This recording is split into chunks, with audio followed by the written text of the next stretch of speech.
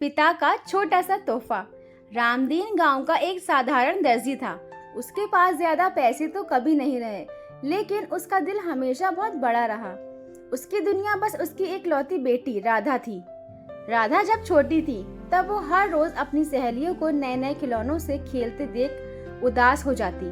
कभी गुड़िया, कभी कार, कभी रंग बिरंगे टेडी बियर। रामदीन को ये देखकर बहुत दुख होता, पर उसकी जेबें हमेशा खाली रहती। एक दिन उसने पुराने कपड़ों और कुछ बचे कुचे धागों से एक बड़ी मेहनत से प्यारी सी गुड़िया बनाई।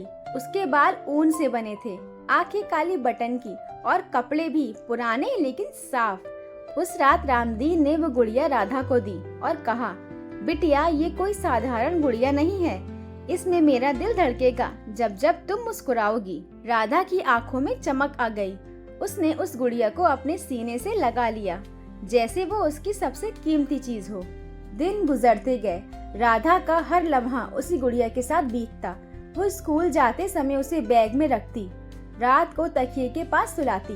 जब कभी रोती तो उसी गुड़िया से बातें करती। गांव वाले मजाक उड़ाते, रामदीन की बेटी अब भी फटे कपड़ों की गुड़िया से खेलती है। पर राधा को कोई परवाह नहीं थी। उसके लिए वो गुड़िया पूरी दुनिया थी। रामदीन जब भी उसे गुड़िया के साथ हंसते देखता, उसकी थकान मिट जाती। समय बीता, राधा बड़ी हो गई, पढ़ाई में तेज निकली। रामदीन ने अपनी गरीबी की परवाह किए बिना उसे शहर पढ़ने भेज दिया। राधा बड़ी होकर नौकरी करने लगी। धीरे धीरे उसने शहर में अपना नया संसार बसा लिया, नए दोस्त, नई जिंदगी। लेकिन इसी भाग दौड़ में उसने कभी गाँव लौटकर अपने बूढ़े पिता को देखने की जरूरत नहीं समझी। फोन पर कभी कभी बात हो जाती, लेकिन पिता का इंतजार कभी कम नहीं होता। रामदीन हर साल अपनी उदास आंखों से गांव की गली की ओर देखता कि शायद आज उसकी बेटी लौट आए। गुड़िया अब भी उसके पिता के पास थी। रामदीन उसे रोज साफ करता, सीने से लगाता और धीरे धीरे बातें करता। राधा तो अब बड़ी हो गई है, शायद उसे अब गुड़िया की जरूरत नहीं। गाँव वाले कहते, अरे रामदीन, अब तो तेरा भी वक्त आ गया है, क्यों बेटी का इंतजार करता है।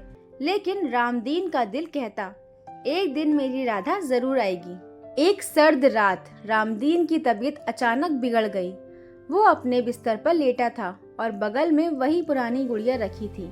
उसने कांपते हाथों से एक छोटी सी चिट्ठी लिखी और गुड़िया के नीचे रख दी। फिर उसकी आंखें हमेशा के लिए बंद हो गईं। कई महीनों बाद अचानक राधा घर लौटी। शहर की भीड़ भाड़ में उसे देर से एहसास हुआ कि उसके पिता अकेले थे। लेकिन देर नहीं, अब बहुत देर हो चुकी थी।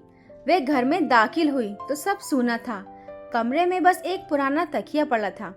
उसके पास वही गुड़िया रखी थी। राधा ने जैसे ही गुड़िया उठाई, उसके नीचे से चिट्ठी फिसलकर जमीन पर आ गिरी। राधा ने कांपते हाथों से चिट्ठी खोली। उसमें लिखा था, पिता की आखिरी चिट्ठी। बिटिया, तेरे पास अब दुनिया के हर खिलौने होंगे, लेकिन याद रखना, तेरी पहली गुड़िया मैंने अपने हाथों से बनाई थी। वो गुड़िया मेरे लिए दौलत से भी ज्यादा कीमती थी। तू खुश रहे, यही मेरी आखिरी दुआ है।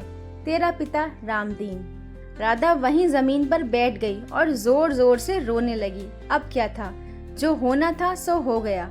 उसने गुड़िया को सीने से कसकर लगाया और कहा, पापा, काश मैं आपके लिए एक नया खिलौना ला पाती। काश मैं एक बार कह पाती कि आप ही मेरी सबसे बड़ी ताकत थे। उसकी आंखों से आंसू टपकते रहे। वह समझ चुकी थी कि पिता का दिया हुआ पुराना खिलौना उसकी जिंदगी का सबसे कीमती तोहफा था। इस कहानी से हमें क्या सीख मिली? रिश्तों की असली कीमत पैसे या महंगे तोहफों से नहीं होती। प्यार, यादें, त्याग ही वो खिलौने हैं जो हमें जिंदगी भर सहारा देते हैं।